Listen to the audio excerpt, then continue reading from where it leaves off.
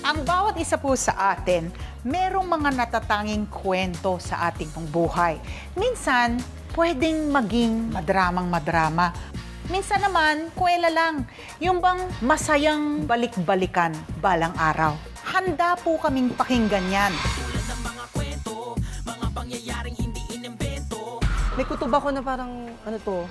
Sila ba? Na parang si ganito, ang sabi daw ay ganyan na nadinig ni ganito. Subukan mo munang pakinggan. Siguro po siya po may gusto sa akin. Ang galing mo naman. Pakinggan o nakita ni ganito, nakasama mo si ganyan na asawa ni ganito. Huwag mo munang husgahan. Itinuring ko na kayong parang anak. Bakit gano'n ang sinusukling mo sa akin? Walang hindi natataan sa mabuting usapan. Pag hindi mo daanin sa personalan.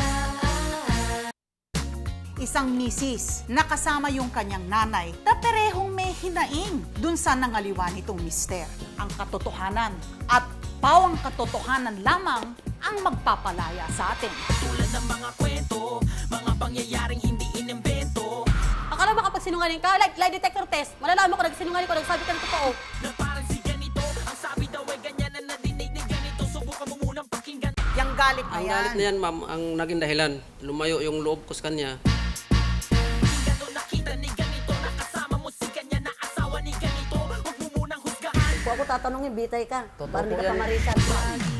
Tatandaan, walang hindi natataan sa mabuting usapan. Pag hindi mo daanin sa personalan. Bahay na dati may maayos na relasyon, subalit nang dahil sa mga away ng kanilang mga anak, nauwi na sa bangayan, sumbatan at sakitan ang kanilang dati ay magandang samahan. Tulad ng mga kwento, mga pangyayaring hindi inimbento. Paglalaban ko, anak ko yan, sinilang ko yan ng siyam na buwan, dinala ko sa loob ng siyangkoy, tapos ganunin ng ibang Na tao. parang si ganito, ang sabi daw ay ganyan na nadinig ni ganito. Subukan mo munang pakinggan. Sinama na anak ko yun. Sabi ko, yan sama mo na yan. Pakinggan o nakita ni ganito, nakasama mo si ganyan na asawa ni ganito. Huwag mo munang husgahan. Baka ganyan-ganyan niya po ulo ng anak ko eh. Tatandaan, walang hindi natataan sa mabuting usapan. Pag hindi mo daanin sa personalan.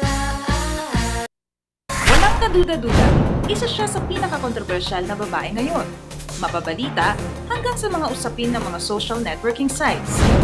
Siya si Amanda Colling, ang babae sa gitna ng iskandalong kinasasangkutan di umano ng ilang miyembro ng Philippine ASCOs.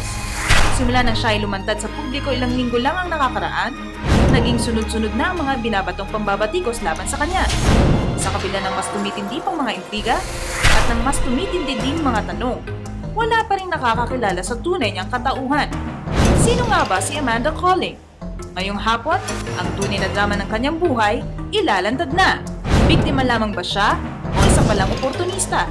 Amanda, sinner or saint nga ba?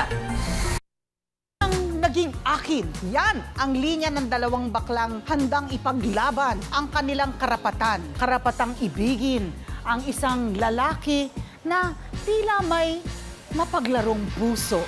Tulad ng mga kwento, mga pangyayaring hindi inimbento. Sexy ako, maganda ako, may talent ako, mapagmahal ako, at bagay kami. Naiintindihan mo ba yun, aswang? Na parang si ganito, ang sabi daw ay ganyan na nadinig ni ganito. Subukan mo munang pakinggan. Alam ko na jowa mo si Christian. Baklang wag kang... Ay,